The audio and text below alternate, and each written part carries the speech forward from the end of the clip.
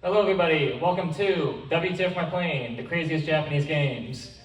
And yeah, we're gonna cover some weird games from the rising sun itself. But first, here's some rules. Here's how it's gonna work.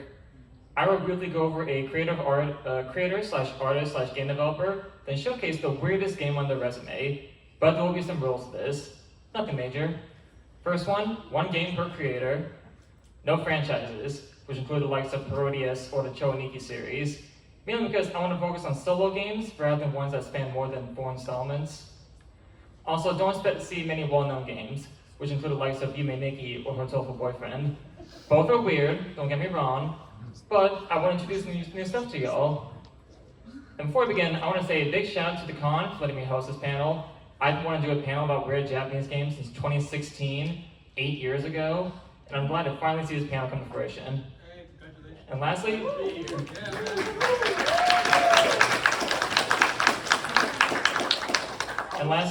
big shout out to the panelist group Vitamin H. Their panels are awesome, way better than mine. Because during my first anime con, IkiCon 2015, I went to their What the Film panel, which is about weird Japanese movies, and that inspired me to make a panel similar to that one, but with video games.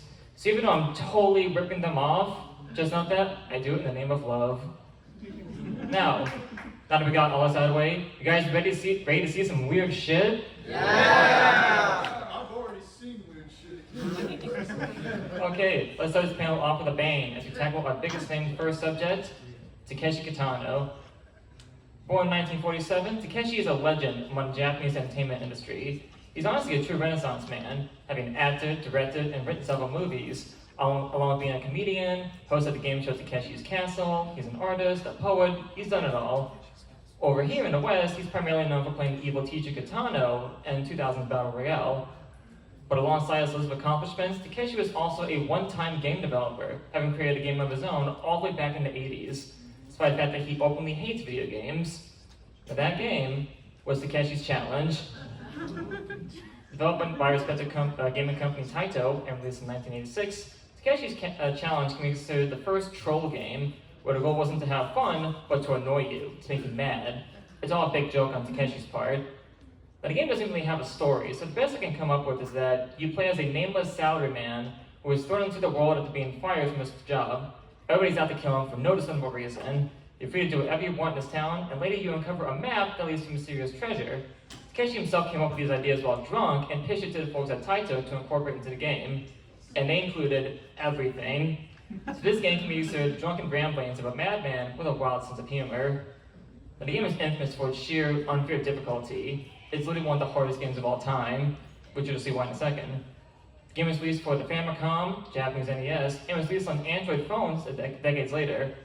But as is, the game is forever trapped in Japan, presumably because Takeshi Kitano was pretty unknown to American audiences back then, and the game would have had to have been censored if it was to be marketed to Western kids, like with every other NES game back then.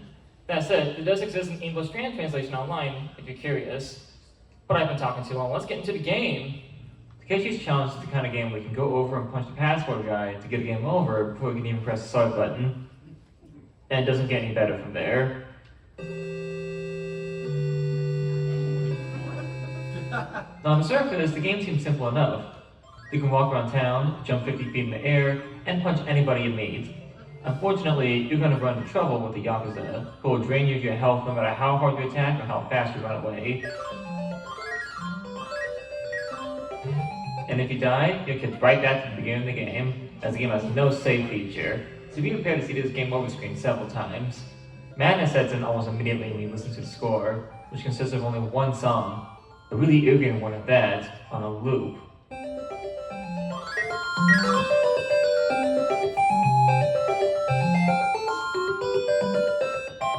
Takeshi's Challenge is a bizarre game, and not only its unfair difficulty, but also its progression. This game is impossible to beat without a guide, and that's not hyperbole. Because the game is so open, and you're allowed to do whatever you want, you won't realize that you have to follow a very specific list of requirements you just progress, and this is one of the most ass-backwards form of progression I've seen in the game. The game's ultimately more focused on wasting your time in the craziest ways possible. The game is so cryptic that its own commercials gave vague hints on how to beat it. So for those of you who don't know, in order to beat the game, you must close your bank account, put $50,000, get drunk, divorce your wife before she and her kids beat you to death, quit your job and put the severance package while uncovering a hidden stash of money, take handwriting lessons, learn how to speak the Hinosawa language, purchase a ticket to the South Pacific, sing some very specific songs at a karaoke bar that requires you to speak into the Famicom second controller microphone,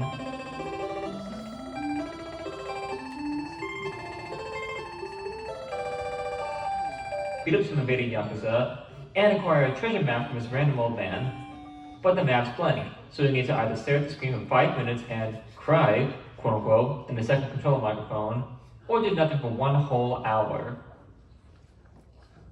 Then if you fail, you have to sing those 3 songs all over again.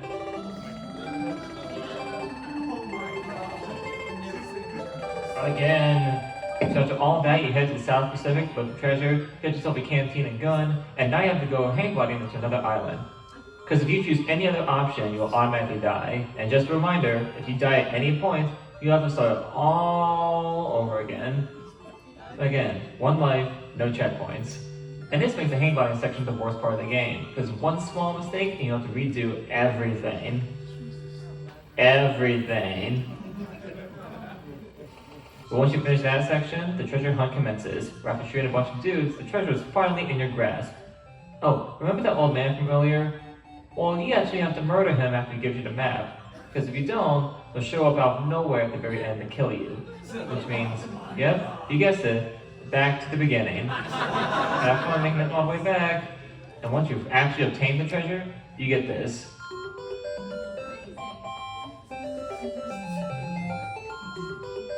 Well, at least he's honest.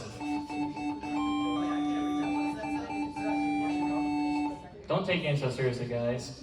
Wait, can you read it out? You actually bought to finish this crappy game? Yeah, sucker. Don't take it so seriously. Have you played this game? No. Yes, that's what a lot of people discovered after JonTron. Now, I just want to say, we're about to go from talking about one of the legends in Japanese entertainment to this guy, Yoshihisa Kurosawa, aka Cowboy Kurosawa.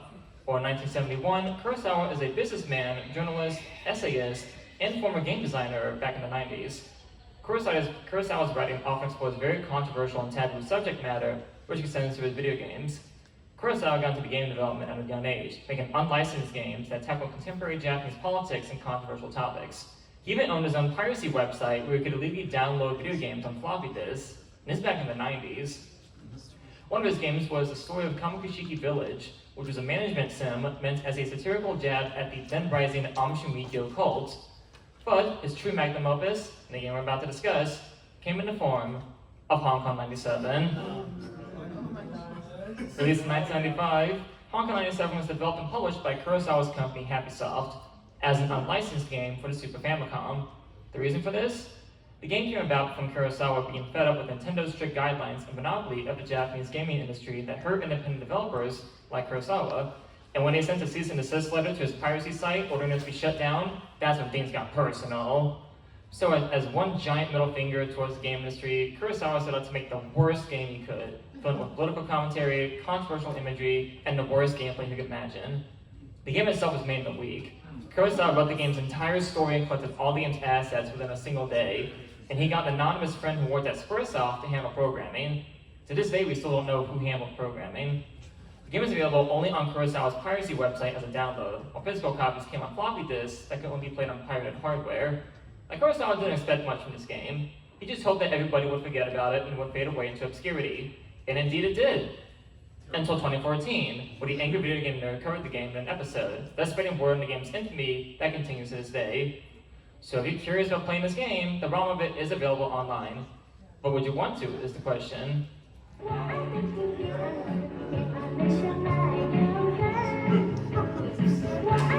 So Hong Kong 97's plot, if you want to call it one, involves the then upcoming 1997 transfer of Hong Kong from the UK to China. But this results in a whole bunch of ugly reds swarming Hong Kong and increasing the crime rate.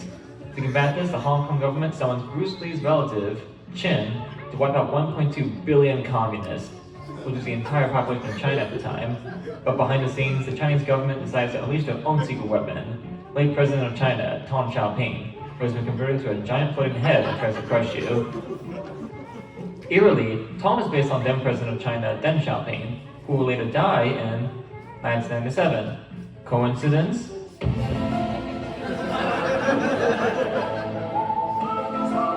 So that entire plot dump is supposed to set up the gameplay, which is a top-down shooter where you avoid bullets, green targets, and cars as you try to shoot down every convoy that crosses your path, which for some reason creates a motion cloud, as if Chen's bullets are so epic that they rid his opponents from existence. But the problem is that you die in one hit, and when that happens, you're sent all the way back to the beginning, and I do mean the beginning. There was one single power-up though, syringes, which I think are heroin needles. They spawn from some enemies after you defeat them. These increase your speed and your invincibility for 5 whole seconds. Look at Chen go! Levels, so to speak, are comprised of copyrighted images with no sense of shame. Chin is literally ripped straight from a Jackie Chan poster, and the infamous game over screen is taken from a murder movie collection Kurosawa had lying around his home. What also adds to the game's insanity is, of course, its score.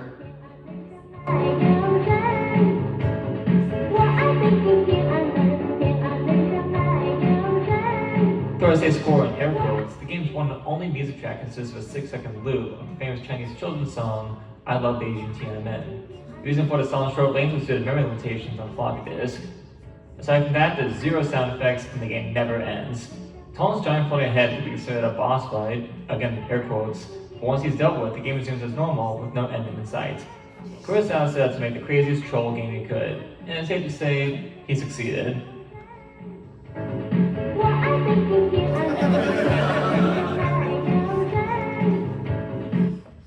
Okay, that's enough for troll games. Now we're going to talk about games that have effort put into them. And let me just say, when it comes to weird Japanese games, you can't talk about them without bringing up this guy, Osamu Sato. Born in 1960, Osamu Sato is an artist and musician known for his surreal style. He's still active and posts regularly on Instagram if you're curious about his work, Osamu Sato. But Sato is more well known for being a game designer back in the 90s, though he would retire at the end of the decade to focus more on music and art. Now let's say that, like his art, Sato's games got a bit weird. While Sato is best known for his PlayStation 1 classic LSD Dream Emulator, there's another one of his games that's just as crazy as that one. Now that game was East in Mind, The Lost Souls of Tom Now. Released in 1994, the game was developed by Sato's studio outside the Retus company for Macintosh and PC. Unfortunately, due to poor sales, the game has never been re-released on digital stores, and physical copies command insane prices online. The only way to play it now is by downloading the ROM from various sites. Which sucks because it was Sato's only game to be given an official English release. All of his games afterwards were trapped in Japan, and that even includes the game's sequel, Chu Ting, which was so obscure that Sato himself didn't even have a copy. To put it this way, the sequel came out in 1995, a physical copy was found in 2013, and the English fan translation was released in 2020. But I digress.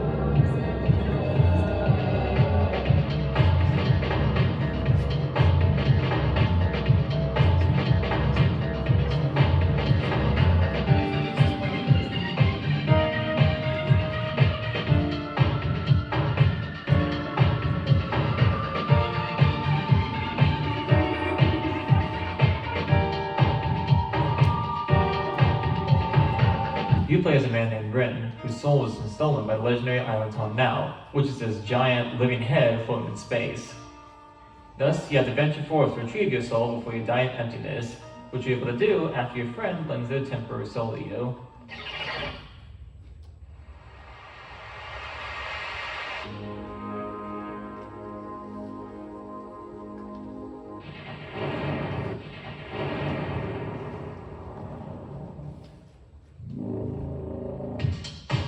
By the way, that head is Sato, the creator of the game.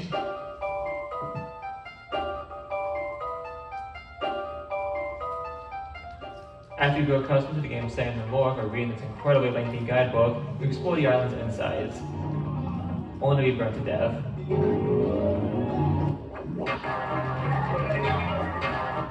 Now resident of the island, you're given a chance to retrieve your soul and discover yourself by retrieving 9 nameplates, which you'll use to acquire the 5 megatomas needed to retrieve your soul. To earn a nameplate, you have to live out 9 different lives, each ending with you dying, then reincarnating into your new life with the help of the Tree of Life. Rinse and repeat until you collect all the nameplates.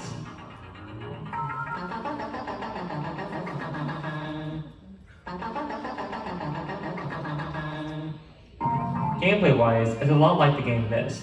The game mainly revolves around you clicking from one background to the next and using items to the appropriate location. But you're not here for the gameplay, you're here for the experience. The game's all about the characters you come across. The residents of Town Mountain give off strange vibes with their bizarre designs and unique quirks. The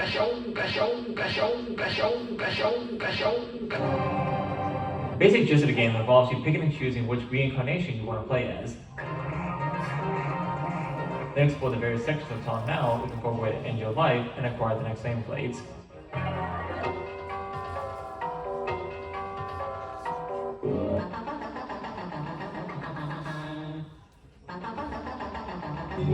If you know what you're doing, reincarnations can last from 15 minutes to 1 minute. Hell, one lasts less than half a second.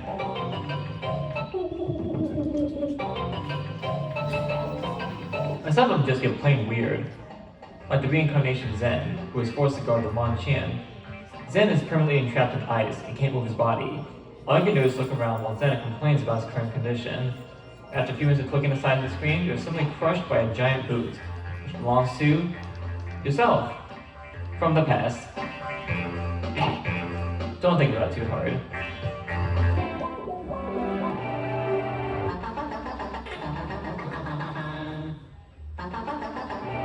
Eastern might only be abandonware, but the experience itself is totally worth it.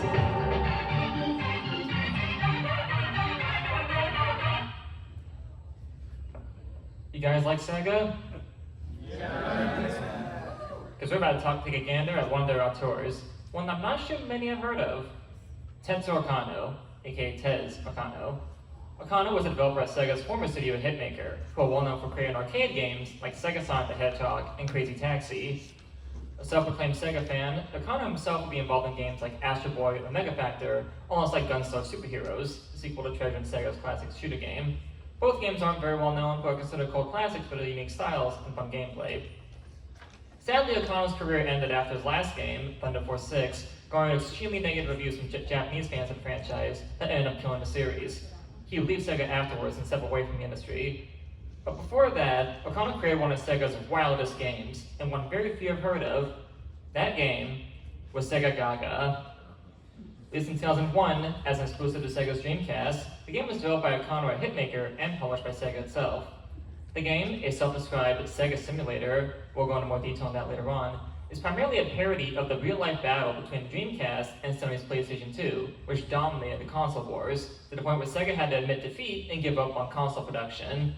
As such, the game never got a worldwide release, being confined to its home country. But the game's production history is just as weird as the game itself. The game was developed in secret for 2 years and with a very small budget. After being pitched to Sega multiple times, the game was given the green light. But its post-production proved to be a trip as well. The game's marketing budget was $200. Not 200,000, 200. Okano spent half of that money on a luchador wrestling mask, where he then went to local game stores to drum up publicity for the game, which going into a newspaper ad. The game itself can be seen as a Dreamcast swan song, as it was one of the last games for the console, and a fitting send off to Sega as a console manufacturer. And if you're thinking about playing the game for yourself, good luck. There have been multiple attempts by fans to translate the game into English, but progress for all of them insanely slow.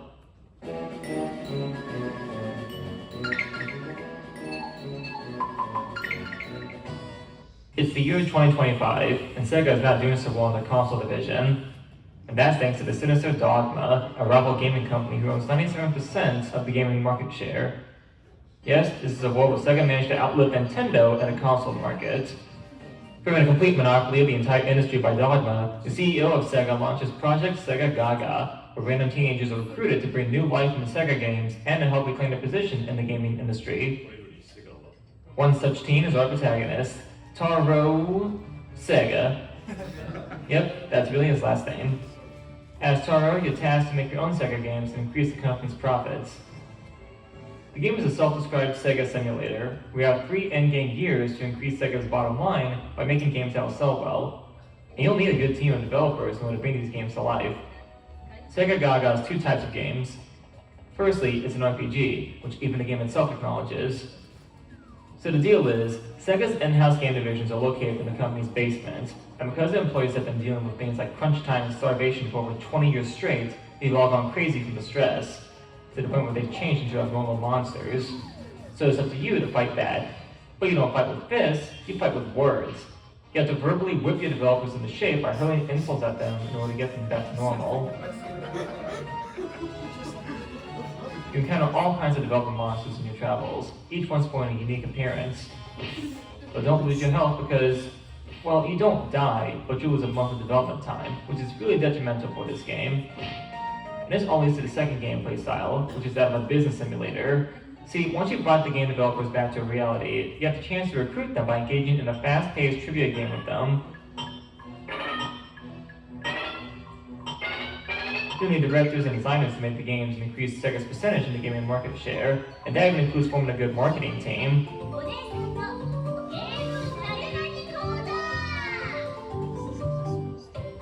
With your teams, you have the choice of making a few high-quality games, or a ton of cheap shovelware titles that will quickly increase your profits. The game itself shows the struggle between making games as an art form and making games as a business, with the player having to decide which is more important to keep the company alive.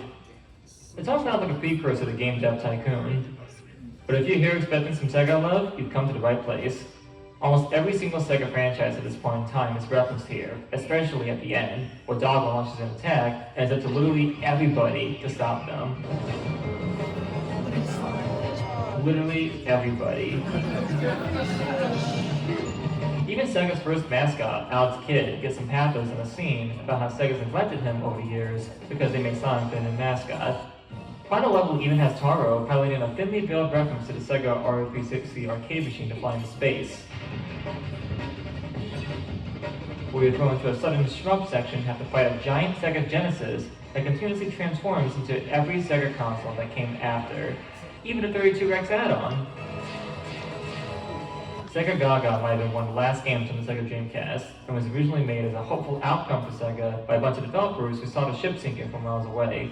But to give credit to Sega, no other company has ever released a game quite like this. Sega! Hey, wanna listen to some tunes? Yeah. Because we're gonna talk about our next creator, who's a musician. Kenichi Shigeto, aka Ken 1. Kenichi is a member of the rock band Date of Birth, which formed in 1985. Well, I say he was a member, he was actually more the tech guy. He had a knack for computers, serving as the band's graphic artist, sound mixer, and visual designer. Using his talents, Kenichi created the band's mascot, Dob, aka Dob-kun. This little guy right here. Dob is an alien named after the band's initials. He made his debut in the band's 1999 concept album, Planet Dob, which is also the band's final album. Anyway, the album was a multimedia experience that spanned, among other things, its own video game. And wouldn't you know it, Kenichi was also starting to get into game design, having contributed to an obscure 3D game known as Insector War. He would later be involved in such games as Hotel Dusk from 215. But the point is, with his skill in games, Kenichi was able to bring us Planet Dob, which was released in 1999, the same year as the album.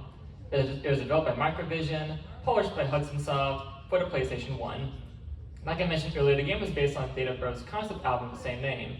And as such, the game has never left Japan, probably due to the band's obscurity throughout the rest of the world. But how exactly can one make a game based on a concept album? Well, let's find out. One day, Christmas Eve 1999 to be exact, Dob is out in space when he's suddenly kidnapped by a scientist named Dr. X, who plans to use his memories for his experiments. Needing somebody to enter his mind, X picks you, yes, you, one of his lab assistants, to beat at somebody. Upon entering the spaceman's mind and crash landing on planet Dob, you dress as Dob and begin your exploration.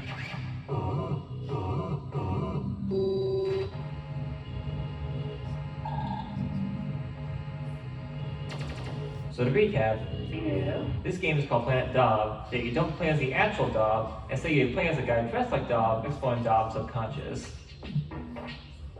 Everybody got that? Yeah. Good. The gameplay is hard to describe. The goal is to run around these hub bowls collecting these living cubes known as bits. There are 144 of these bits out there, and how do you get them? Well, you either find them out in the open and collect them with a specific whistle, or you perform mini-games to acquire them.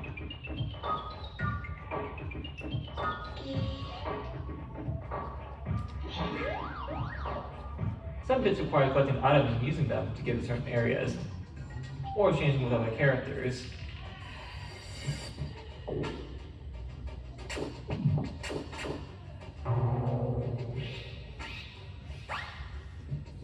Once you collect your bits, you'll need to deposit them, otherwise you'll encounter some jerk who will steal them from you. And thus you have to collect them all over again. So in a way, this game has the design of adventure collectathons like Banjo-Kazooie, the psychedelic aesthetic of Space Channel 5, and a gameplay loop of Sonic 3D Blast. The bits are the only way to progress to the next hub world, because if you try moving on otherwise,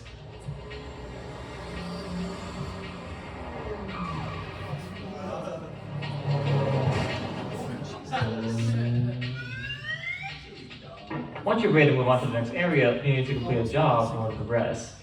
This includes helping build a multicolored row by matching each row of blocks, literally surfing the web,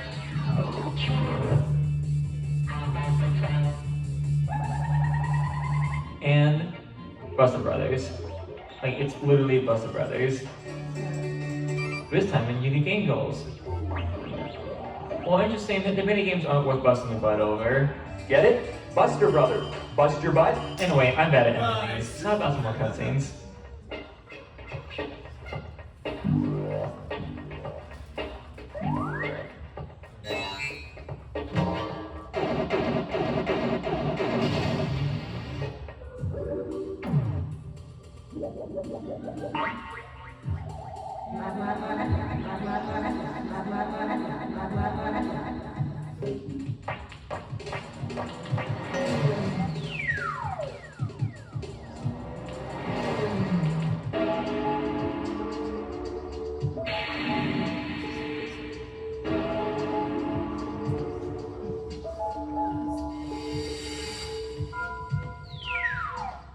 Funky.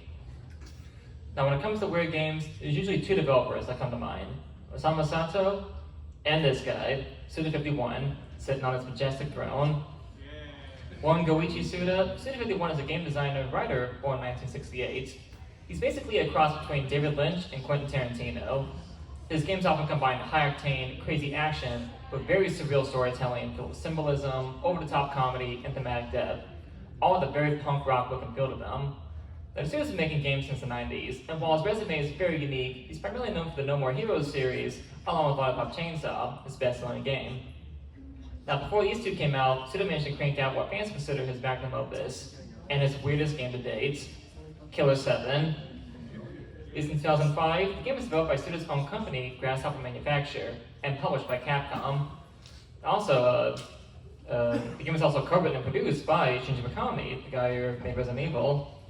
And the game itself involves the titular Killer 7, the Smiths, a group of government-backed assassins, who are the 7 split personalities of a frail old man, as they fight off against an evil terrorist group, Heaven Smile. The battle would entail the uncovering of several government conspiracies, comic book assassins, Afro cult leaders, and luchadors. The game was initially released on the Nintendo GameCube. It got a pretty bad PS2 port, but it was re-released on PC many years later to better reception.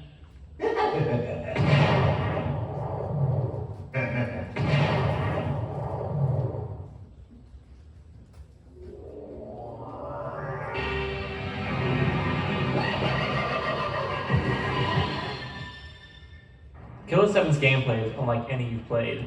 For one thing, you move by holding down a button. Not the control stick, a button. you're constantly on rails with no freedom to roam the environments, save for frequent forks in the road. Combat, though, is something else entirely. Entering combat requires stopping in your tracks and going into first person, where you have to fight off against the smiles, invisible monsters who explode on contact. The smiles make a beeline towards you as you enter an area, so it's up to you to take them out before they take you out. While you're in first person mode, you can't move, but in this mode, you can use your vision to uncover the smiles and take them down. And while you can shoot them until they keel over, you're encouraged to aim for the glowing weak points, which will net you more blood. Blood in this game is a currency that can be used to either heal you, or be donated to a bank and converted into serum, which can be spent on upgrades that net you faster reload times and different moves. But the game isn't just combat, it's also puzzle solving. Puzzles can range from using special elemental rings to interact with certain parts of the environment, to basic stuff like turning switches from on to off, and vice versa. But the main draw of the game is the ability to play as all 7 members of the Smiths, who all have their own unique weapons and abilities. For instance, Coyote can pick locks, Mask can use his grenade launchers to destroy breakable walls, and Coyote can do this.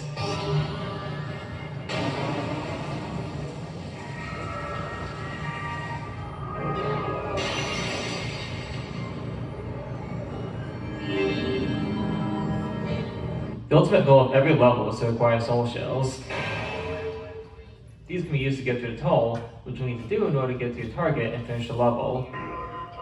So to summarize, the gameplay is 1 part survival horror, 1 part rail shooter, 1 part adventure game, 1 part action game, 1 part first person shooter, and 1 part RPG. So that's how the game works. As for the plot, well... Would you like to join me for a game of Russian roulette? If you win, I'll let you in on a little secret. How to hit on women with 100% success. If you lose, then I want you to kill the president.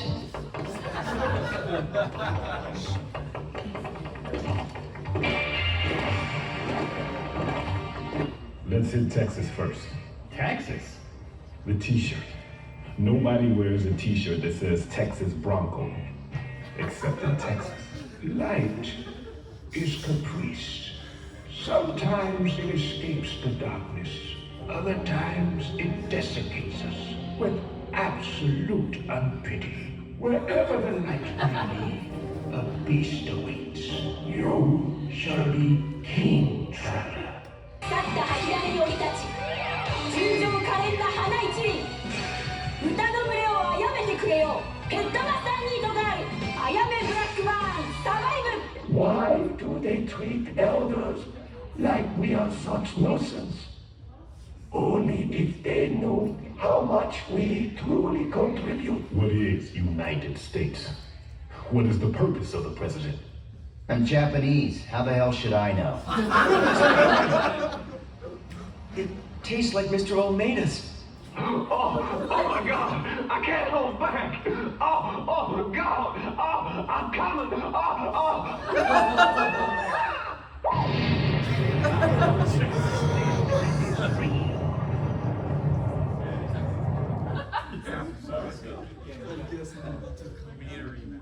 Who wants more art house games? Alrighty, because next up for our creators is Tomomi Sakuba. This is the best photo I can get of him. Born in 1959, Sakuba is primarily a surreal horror artist, whose works I can describe are like a combination of H.R. Giger and Salvador Dali. They're very off-putting, very mechanical, and very sexual in design, but in a way that makes you feel uncomfortable. Pretty much not safe for work. But Sakuba was, at some point, a one-time game developer who worked on this dream project, then retired from the industry immediately after its release. He's honestly one of the true granddads of the Japanese indie game scene, and his one and only output is known as one of the weirdest games to come out of the country. I'm of course talking about Garage: Bad Dream Adventure. It's 1999. Garage is a horror adventure game developed by Kinotrope, with Sakuba working on the game's story, art direction, and even programming. Garage, however, is more known on the internet for being a lost game. Okay, to make this quick, Garage's initial release saw only 3,000 copies printed due to the publisher running out of money. It never saw a release outside Japan, and copies proved hard to find. The game got noticed in the West on 4chan's V-board after some made to find a copy of the game. After many years of searching, a bunch of people came together in 2014 to purchase a copy on a Yahoo auction site. The game's ROM was uploaded online and given an English fan translation in 2020. But this wild goose chase allowed Sakuba to realize that there was now more interest in Garage than before. So in 2021, Garage was given an official English release on mobile phones, completely remastered and coming with new quality of life updates that made the game far more playable today. The remaster would later see a port on PC and Switch. The loss in the scuffle of all this is one thing. Is Garage even worth playing? Was all the time, effort, and money in finding a single copy of this game worth it? Well, let's take a look.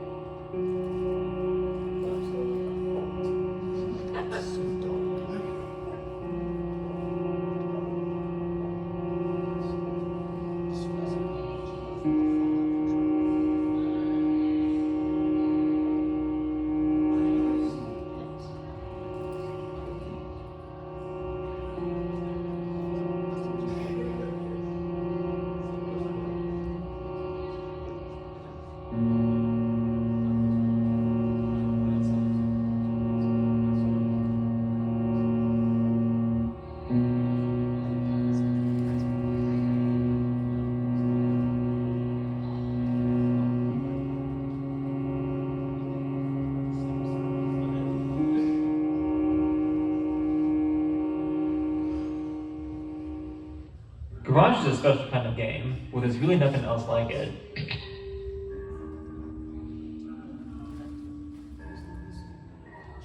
It's an art house game that houses a really disturbing, yet fascinatingly hypnotic art style that feels like H.R. Giger on an acid trip. The game contains pre-rendered character designs, but backgrounds are still images made in Photoshop. The world of Garage feels very alien to us, but it's also pretty bleak. The atmosphere feels very oppressive and claustrophobic, not helped by the very minimalist and often droning soundtrack.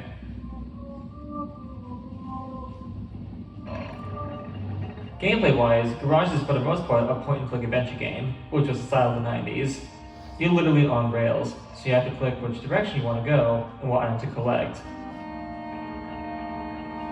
It does follow that 90s adventure game logic of having to talk to everybody in order to know what to do next, but it allows you to get to know about and care for the residents of Garage, who, despite their uncanny valley looks, have pretty chill personalities and quirks.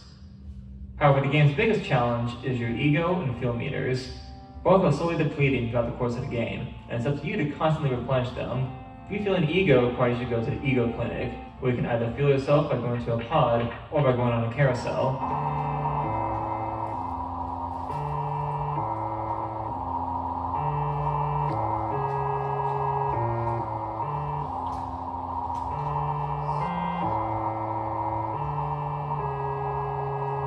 Replenishing your fuel is another thing. You have to attend milky fuel stations, where you have to pay and pick which woman you'd want to replenish yourself.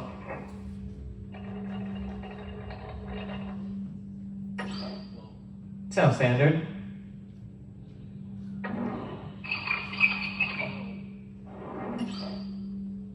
But replenishing your meters requires money in the form of stamps. In the city of Garage, stamps are king. They can also be used to purchase healing items, upgrades, and plenty more. But to get stamps, you'll need to partake in Garage's other major gameplay mechanic, fishing. Yes, this game even has fishing, and it's pretty in-depth for the most part. You choose which hook you want to use, and the bait gun lets you a big catch. You're primarily fishing for frogs and crabs. Apparently fish don't actually exist in this world. Getting bait requires you to place bottles around the town and retrieve them after a while. Once you cast your line, you have to reel your hook in by keeping your reel bar near the bottom of the screen, as that'll deplete the frog's health meter and allow you to catch them. But you also have to keep track of the tension gauge, because if it's too high or too low, you lose your catch. You primarily want to catch rare frogs so that you can trade them in for money, but it's also required for certain parts of the story. Speaking of which, what makes Garage even more weird is that it's one of those games where nobody is straightforward about anything. The residents of Garage prefer to communicate in metaphors and write notes that will have you reading them slowly to make sure you're understanding them properly. Garage's story is one of interpretation. There are several different ways to view the characters, and the game's themes can be analyzed in several different ways. But then again, that's what makes this game so unique.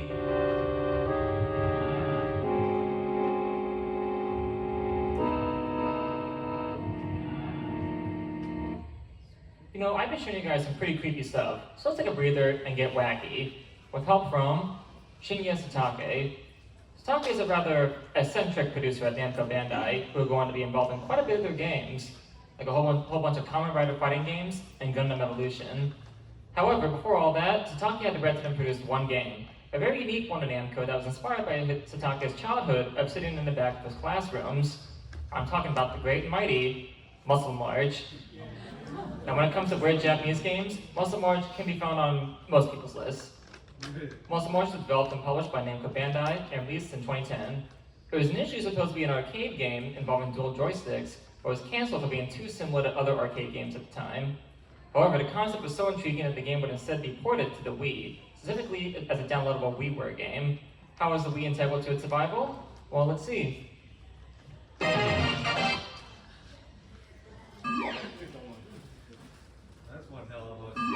Oh boy, how to describe Muscle March?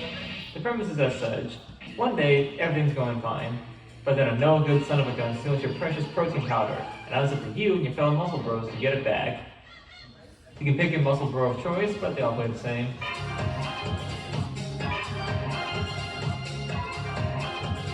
Alright, chase time. The game makes a sense of use of the Wii's motion controls. The person you're chasing will make a silhouette in the wall, and it's up to you to move your arm to the Wiimote nunchuck to correlate with the foes left behind. As the chase goes on, you lose more and more of your teammates, which increases the tension as you're given less room to fail.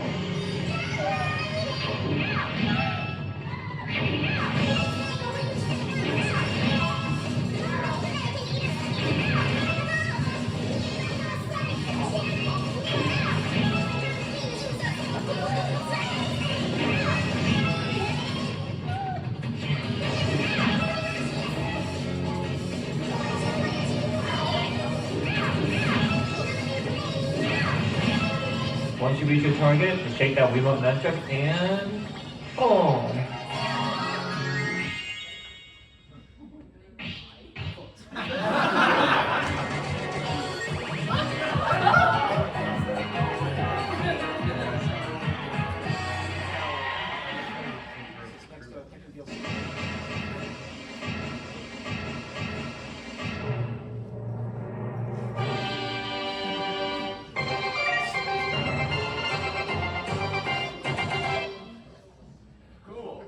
Alright, so for our next one, we're going to bend the rules a bit and talk about a company, namely Enix.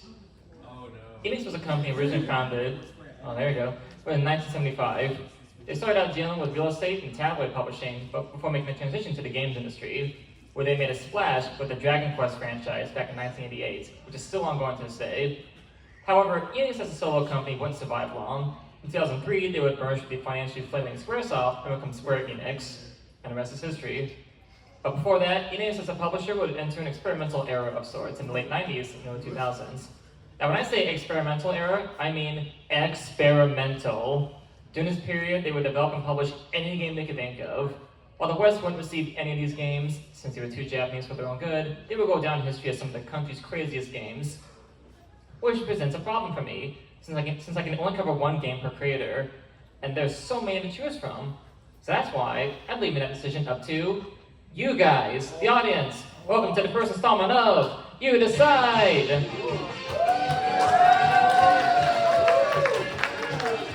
Yes, the Impromptu Game Show, where I rely on you guys to choose the best game for me. I have 3 games by Enix for you people to pick, and they're behind these doors. Door 1, do you want something sexy and provocative? Door 2, do you want something intense, mind-bending, and explosively action-packed? Or door 3, do you want something so weird I can't even describe it? Only one of these doors can be chosen, and we'll put it to a vote. The loudest reaction wins. Make some noise, we want door 1. Door 2. Door 3. Alrighty, behind door 3 is Sagari Ijiri.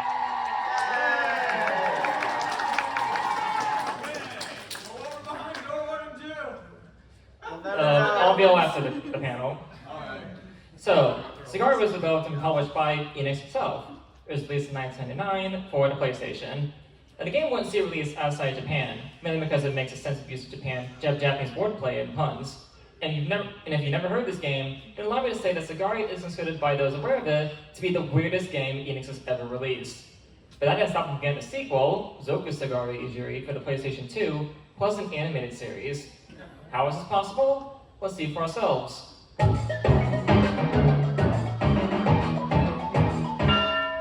Okay, how to describe this game? So you play as this boy with an arrow for a head.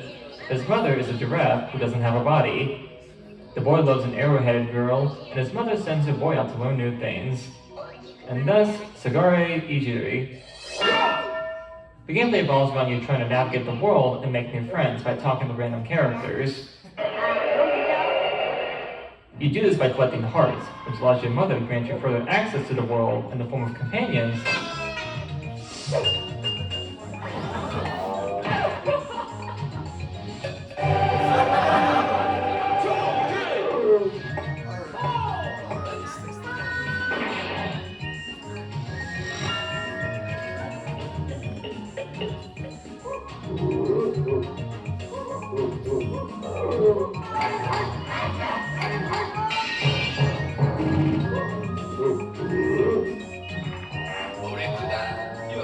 That'll help you traverse through certain terrain.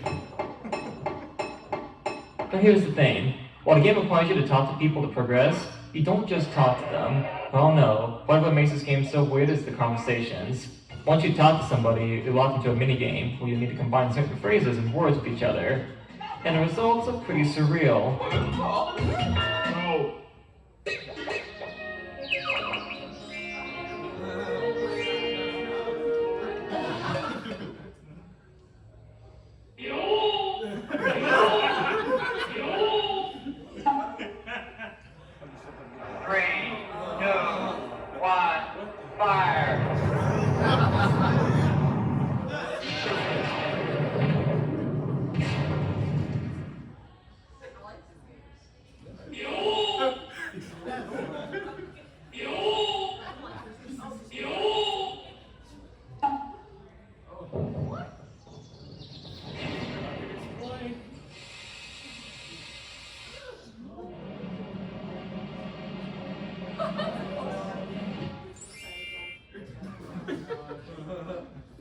Alrighty, next up will be our final game for the showcase. So let's end this panel with a bang as we discuss our final creative figure, Screaming Mad George. Born 1956 under the name Joe Gitani, George is a special effects artist, director, and musician who is honestly one of the best in the business. George is best known for his collaborations with producer Brian Usna on horror movies like Society, as well as co-directing the cheesy as hell live-action Guyver adaptation, and for his awesome work on other movies like Nightmare on Elm Street 4. And if you're a fan of the band Slipknot, he actually created the mask for all the members. But yeah, no, Corey Taylor's a huge fan of his work. George has since retired from special effects and worked primarily on art, but he's left behind a very stellar legacy that not many talk about. But, like a lot of other artists we covered on this panel, George was a one-time game designer. That one game he worked on? Paranoia Escape. Released in 1998, the game was made by Matilda Studios, a company founded by George to make this one game and nothing else. Paranoia Escape is a first-person pinball game, yes, you heard me correctly, released for the PlayStation. Now, the game has no plot, but its premise can be found in the instruction manual. Basically, two demon brothers have been selected by Hell's government to complete a series of tasks in the Paranoia Escape in order to become the Demon King's true successors. The brothers themselves must use their traditional flipper bats and the brain ball to progress through the insanity that is the Paranoia Escape. The game is sadly stuck in Japan, despite the fact that it seemed like it was going to get an English release. Many speculate that it was simply too weird to earn its money back overseas, so that's why it got canned. But is it possible to be too weird for the 90s gaming market?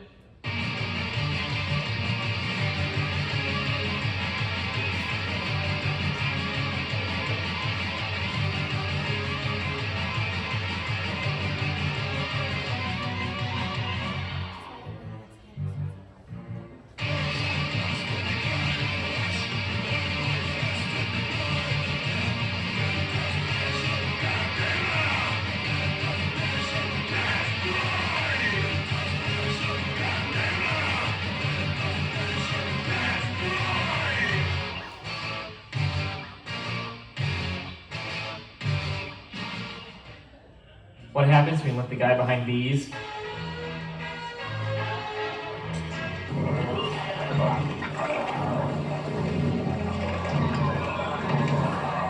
I am a blockhead.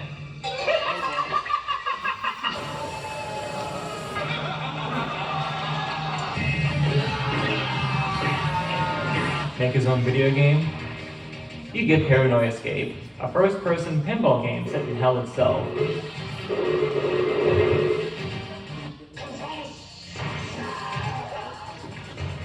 Each level has you go from point A to B, using your brain ball to bypass obstacles. Other levels try to be more creative, like this one, where your brain ball is stolen, so you have to propel these sperm-like dudes to the thieves while putting giant feet and hands trying to crush you. The final board is where things get even more crazy, with women's faces on walking butts, cockroaches with human faces, statues with mouth breaths that scream whenever you hit them.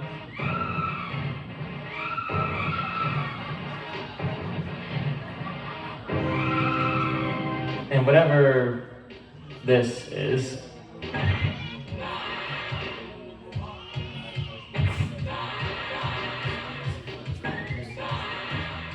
George himself even makes an appearance in this world.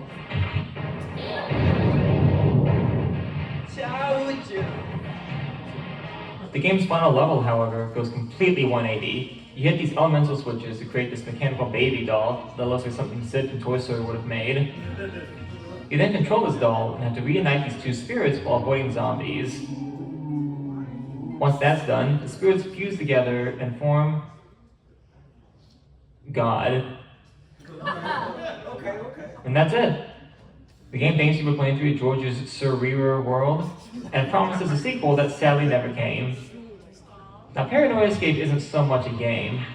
It's very easy, takes about 30 minutes to beat, the story is non-existent, and there isn't much in the way of replayability. No, Paranoia Escape is more of an experience. A way for Screaming Mad George to showcase his own interactive art gallery of the morbid and macabre.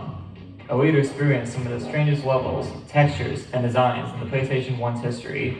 And it can all be found in Screaming Mad George's Surreal World.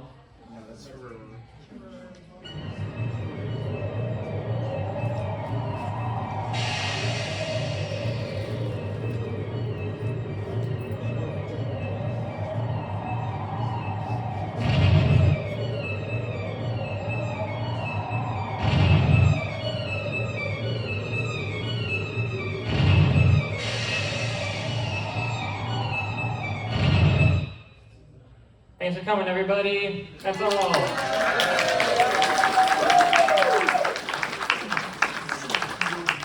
Hope you guys have sweet dreams tonight.